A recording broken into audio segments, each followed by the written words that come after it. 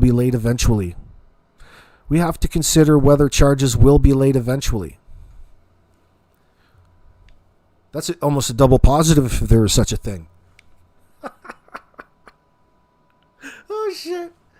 We have to consider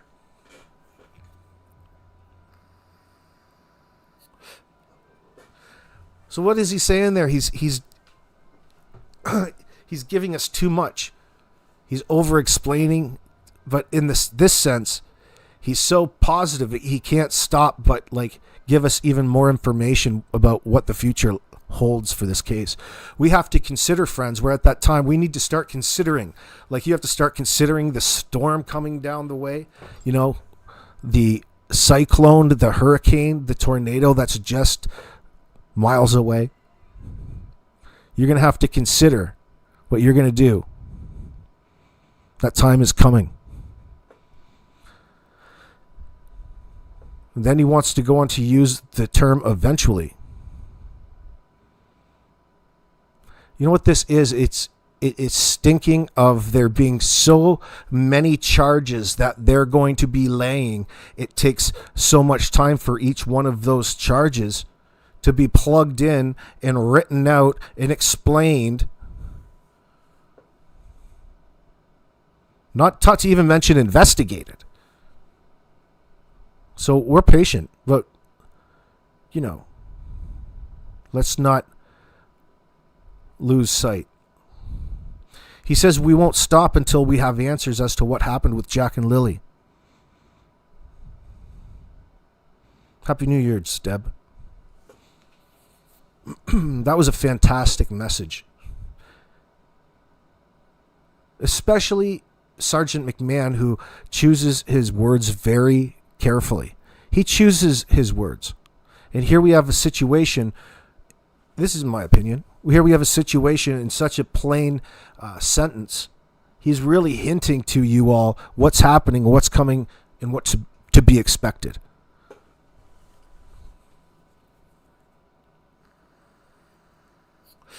In a way that they're not going to be able to come back and use against him in court in any way. We have to consider whether charges will be laid eventually. So we have to maintain the rule of law and follow the rules that are there. It does take time, and it is going to take some more time.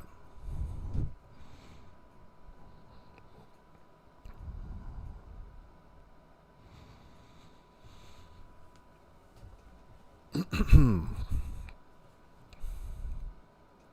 want to see if I can capture a couple of these voice messages. These voice messages from Haley Ferdinand to Sonny Austin at It's a Criming Shame. They were never meant to get out, but Drunk Turkey allegedly put these on blast and used them. And it turned out that Haley wanted to update how she felt. Not that it was contradictory, but she wanted to explain these messages on It's a Criming Shame earlier today, so make sure that you go check that out. There's just a couple that I want to talk about here. You can go check out the rest. Now hold on one sec. I'm just going to steal them. You hear that, Kent? I'm going to steal them from over at Shannon's live stream.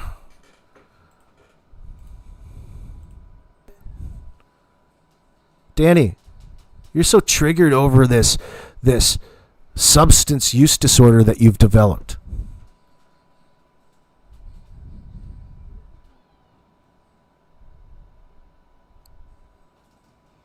Do you know that dude online, Clavicular? Well, he's actually, it's not comparable because Daniel's using the crystal methamphetamine, the crystal in that sense. He's not using the tablet version. Allegedly. Now, I don't want that to go anywhere. I will grab the guy's name for you. I have it back in messages between somebody, maybe even Malaya, I forget. But she did confirm that one of the guys that was searching with Daniel was a dealer that he was getting stuff from. So. Well, fuck, they're all out there getting high. Of course you got them to come down on Saturday. You needed another re-up. You need to get your Your shit re-upped. Just, it makes perfect sense to Daniel. It does. I need to refuel and I need a nice new big shard. Put that in my glass dick to huff back on my torch out on my four-wheeler, out of Mom's four-wheeler. Out in the middle of nowhere up to my waist in water. Listening to the chopper. Okay. Let's see if Haley can pop back on here. 1 sec. Cheyenne, Yes. Carrie's asking if Fortunately, you a can little- do closed caption for Sonny's video. Not now.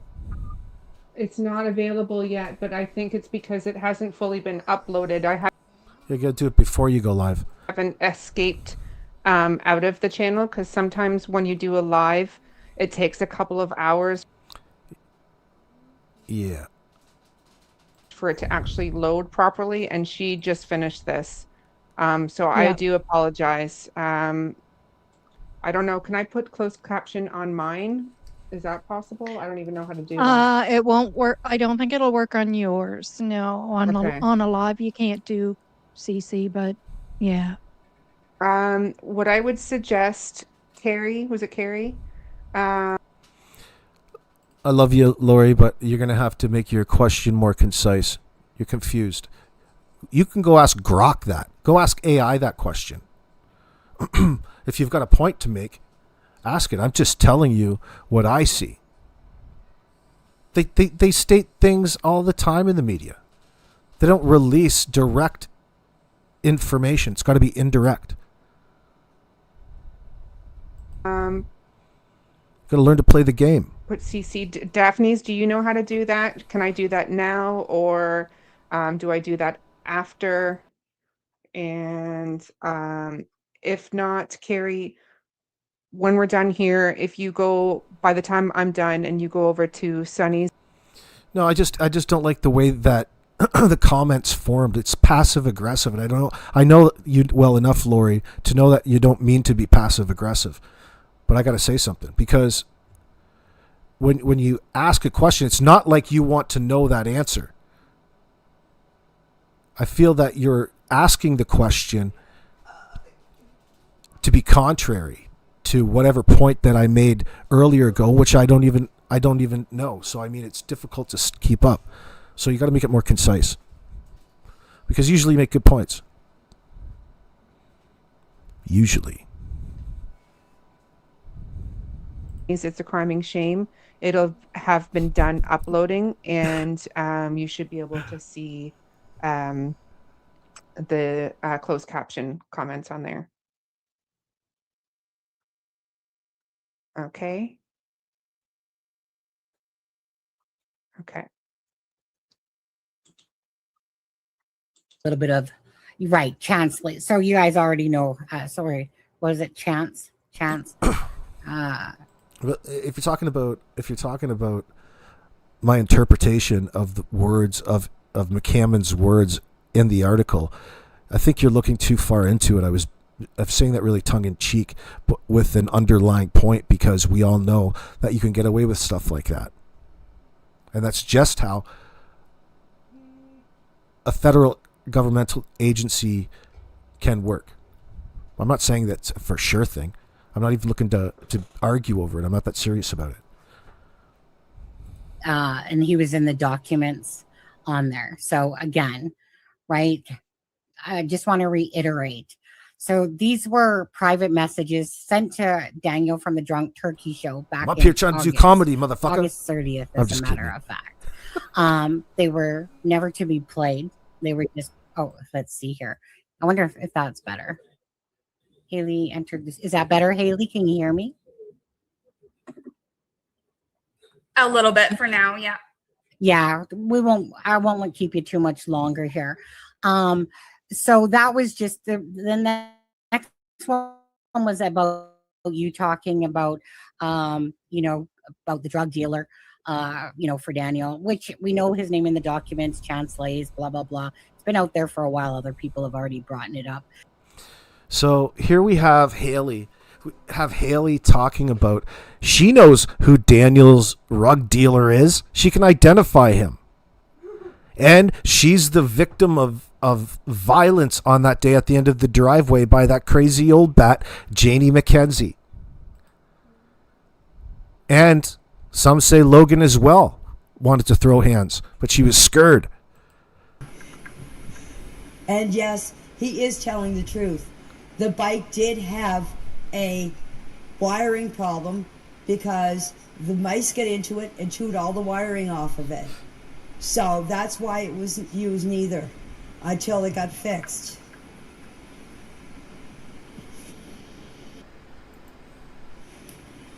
I've been looking at the comments, and if you guys have anything wrong, don't get mad at me, but I will correct you guys. You hear that? If you guys have anything wrong out there, she's going to correct you. Oh, well, thank God. You just tell us everything there, Janie. You see how she works? How would you know what the truth is that particular day? How would you, Janie, know what it is that you claim not to know enough in order to advise everybody on what the truth is and that you're going to correct people?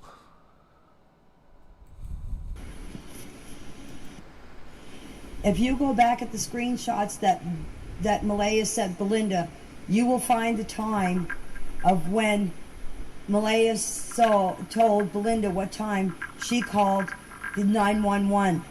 It's all in her messages to Belinda. No, Daniel did not drive the ATV. I told you it was Justin and I that were out on the bike all day. We picked Daniel up on the pipeline on an old road. We went up, Justin and I went up the pipeline and we went off on an old road and we found Daniel there. We picked Daniel up. Daniel was sitting on the front of the bike, so there was Justin, me, and Daniel on the bike, and we drove Daniel back to his friends that were on the pipeline, and Justin and I came back home. Well, I wonder what he was doing out by himself. I wonder what he was doing out by himself then, the way you describe it there, Janie. You're picking him up on the four-wheeler. Can you believe this old bat's driving around on a four-wheeler tweaking just like the rest of them? All associating with this rug dealer? Maybe they all had to fulfill some supply. They all had to re-up.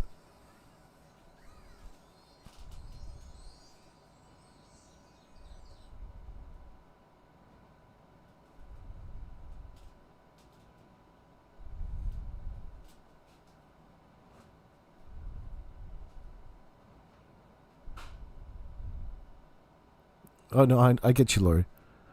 You're not getting at you. No, I know, but I get attached to the questions when I read 3/4 of the way through them, and it confuses my mind. Anyway, Mariska, listen to IAX from today. I think Sonny talks about DT broadcasting Haley's voice messages.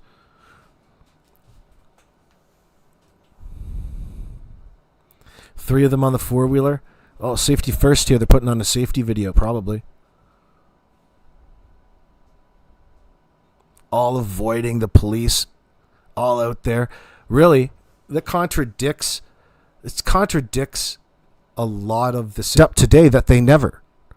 So by somehow telling you always, it tricks the listener's brain into assuming that this was just an ordinary day, like old Danny likes to say.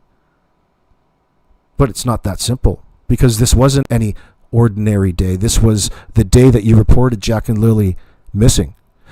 And by the way, it's the day that you refuse to recount at any point in time what was happening around the house.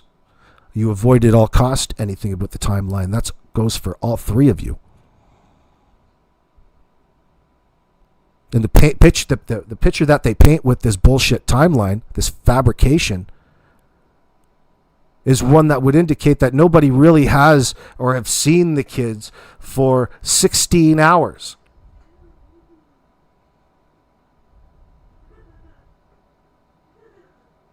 Except old Malaya was up at 6:15 to call them in sick that day for school.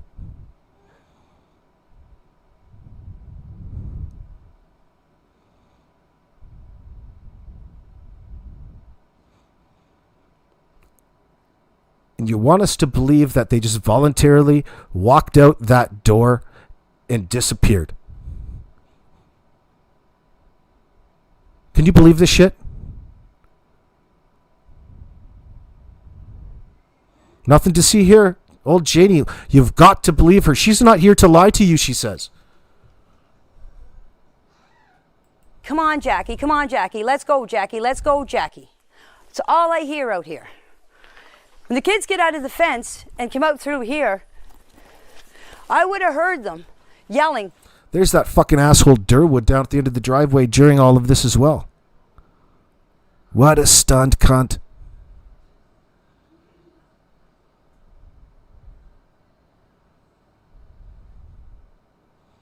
Like, where's all of this going?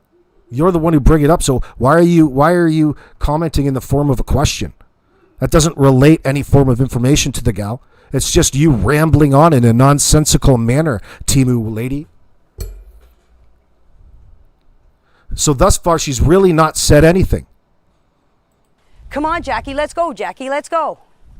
I didn't hear anything. The next thing I heard is I heard Daniel yelling. She didn't hear anything. What is not hearing anything? And then followed by that, the next thing that she heard. So she's, look at these guys that are, the producers, the editors already know they're full of shit. How else could you edit that in such a way? You know, she's just that contradictory.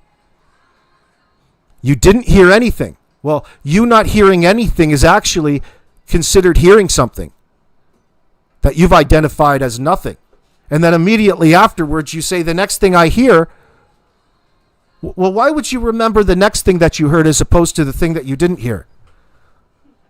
Oh, that's a real brain teaser, isn't it there, Janie? It'll take you a whole pot of coffee or tea for that one. Lily wasn't kept home because she was sick. She was kept home because of her black eye. That's the suspicions, Bonza. Coop wants to know if Kent gave her that RV. I'm thinking he did. And probably the black tarp so the goddamn roof wouldn't leak on her. For an extra 50.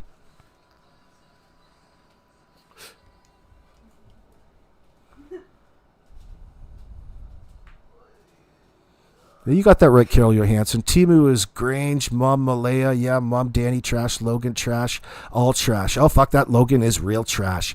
That stupid bitch. Walking around catfishing people with the filtered pictures, making it look like she's a bit of a hottie. Holy shit, until you get to see the real her. Holy, there's somebody for everybody. She's hard up, though. She got beat by the ugly stick. Oh, yeah, Kent's suspicious and all of this. Absolutely is. Especially when Janie shouts him out and thanks him. Oh, thank you, Kent. Oh, thank you for the fucking RV. Janie reminds you of Grandis, Chris? Yeah, that's a good observation. She's just as nasty in the same kind of ways.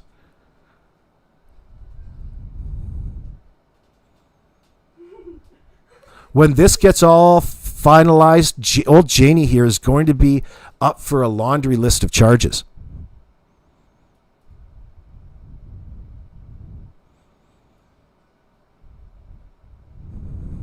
Yelling. He was yelling for Jack and Lily. I didn't get up because I thought he was yelling for Jack and Lily in the house. So the next thing you know, came out of the trailer. So she's acknowledging that Daniel's around the house doing a lot of yelling that she noticed. God knows what it was over, but her mentioning Daniel yelling is probably a common thing around there. Mr. Testy. Trailer after I heard Daniel, about I'd say 10 minutes after I heard him, I come out of the trailer. I opened up the door, was standing here. Malaya was standing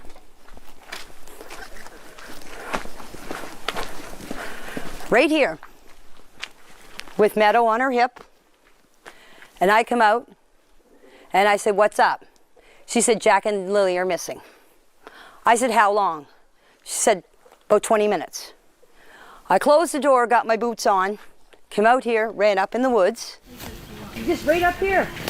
The kids have a little fort. Isn't it bizarre to anyone that this is what she chooses to focus on and how she tells, you know, really, why does she have the need to tell what happened like this in the first place? If this was a legitimate circumstance, the focus should primarily be on Jack and Lily, not an overemphasis on self. Especially when things aren't directed so ambiguous and obscure as to what it is that she's getting at. It's like somebody distracting you, interrupting you, trying to get your attention because they have something to tell you, and then it making absolutely no fucking sense. Every time you just did what it is that you did, including this, Janie.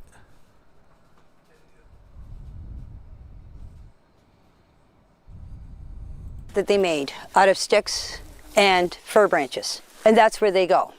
You can see them and hear them. We went for walks and again, yeah, you've got a great one coming back. Why Ginger says, why show the fort if they never went into the woods? Yeah, exactly. Right. Because it's more important to them that you know what it is that they were thinking in that immediate point in time. And they're bullshitting and bedazzling you with their bullshit and changing their story. Okay? That's what it is to an investigator. They've changed their story. If the suspects change their story, now what does that tell you as an investigator?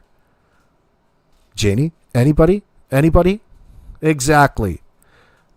They're probably fucking guilty. And it's worth continuing to pursue in that sense. We know where the suspicion lies at that point in time. No matter how many times you claim that you're telling us the truth, fuckface. Okay? Every time. Every single time. That's textbook. They've changed their stories publicly.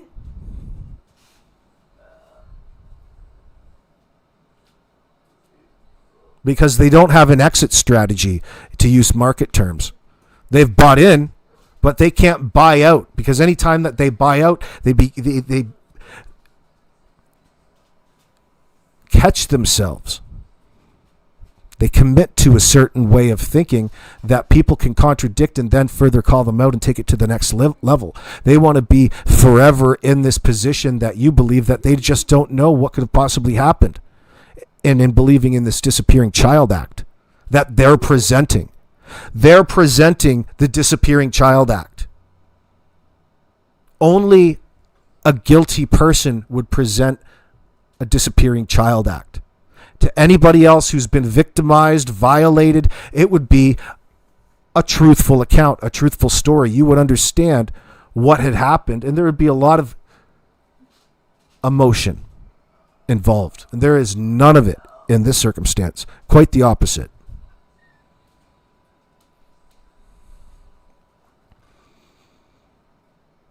You would have 25 different ways you could have think that this could have possibly happened, rather than focus on all of the things that you need people to believe is true about what it was that you were or weren't doing that particular morning in the hours leading up to whatever happened to Jack and Lily. We don't need your direct answers. We can get a good idea based off of what we know about your lives leading up to the incident.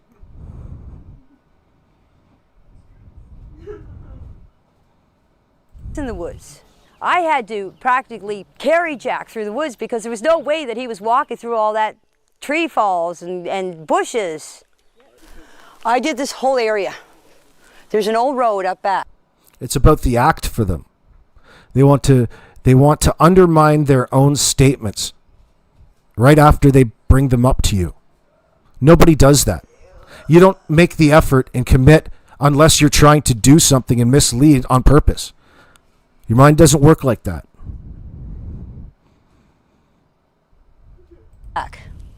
When I got up to the top of the hill, I met Daniel. And I said to him, I said, did you find them? He said, no. He said, you coming with me? I said, no. I said, I'm going to search this area.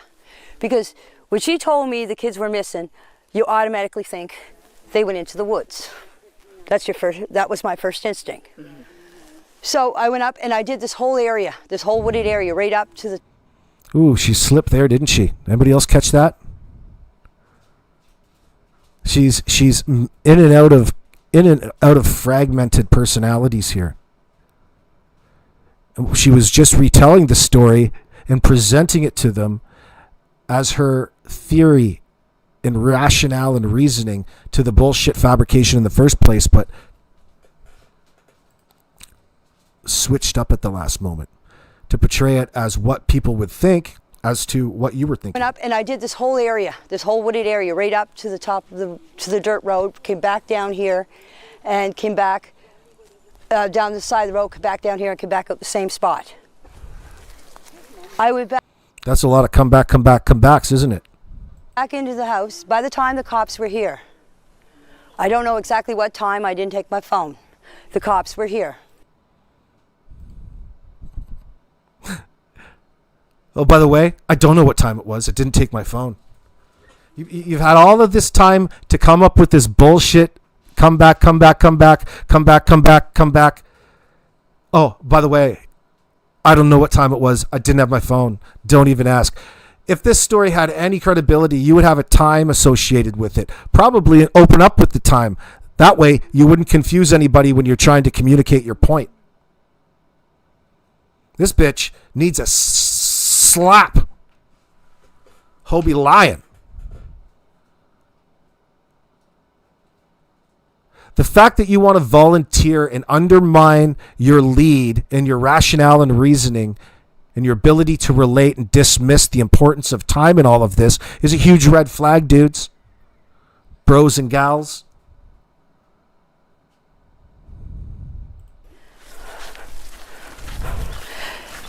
Walking like there was a bench sitting here, linebacker. or a sawhorse, it's over there, was sitting here. I was sitting on it, bawling my eyes out. I was sitting on this over here, bawling my eyes out. Nothing manipulative about all of that, is there? That's a great still shot. She really fucked up. Sky Painter, why bring up the thing about the phone and not bringing it in time? Well, she needs to add that. It's a subconscious. It undermines what it is she's saying. It negates what it is that she's saying. Not to the RCMP, not to the story, but in any other situation. It's just a pattern in how she lies. She's trying to really condition you into taking in all of this bullshit information without having to associate a time to hold against her at a later point in time on a greater scale.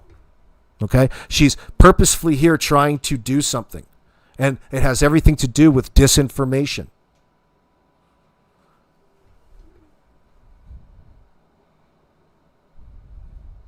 I was crying because I blame myself for not getting up that morning.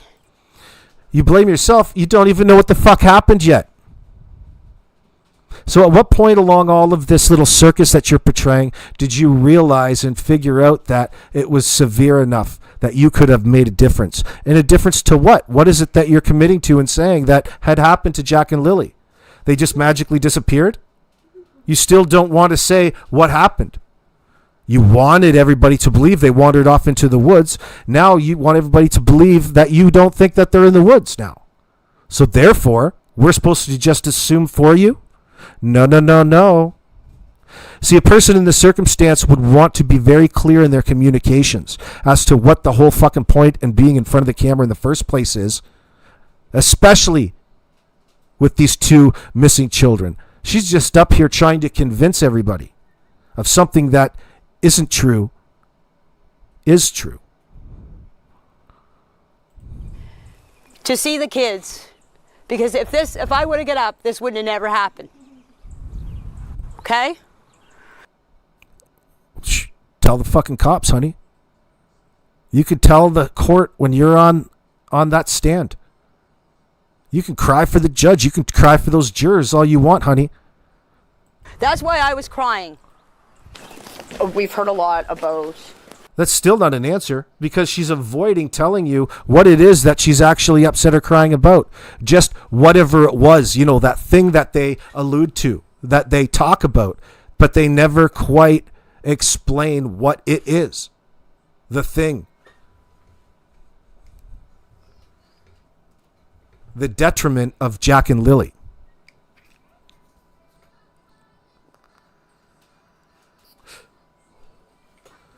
Well, Ginger, you could speculate further. Why isn't Daniel to blame for not getting up? Why isn't Malaya to blame for not getting up at that point? They blame everything else on Malaya. So why is it Janie's responsibility in that moment? Well, she just answers. She just needed to fill something in as to explain to everybody why she was so upset that particular morning, because Belinda mentioned that she was lying publicly. So she wants everybody to think it's because she's such a caring individual and she could have prevented something that she won't mention at any point in time. Well, it would sure be nice to know what that it is. Especially if you want to get your point across there, old Timu honey. What a fucking liar. What a lying bitch. What a lying bitch on the back of 2 missing children, Janie. You're like a purple people eater. The patio door. Okay. Yeah, so. Oh, yeah, here we go. Go see that. Yeah, no problem. Let's go have a look at that patio door. Perfect. We can focus on this and take the opportunity to put blame back on to a 4 and 6-year-old. Man, if that sliding door just made some noise, things could have been different too. Maybe that's another reason she could have been lying.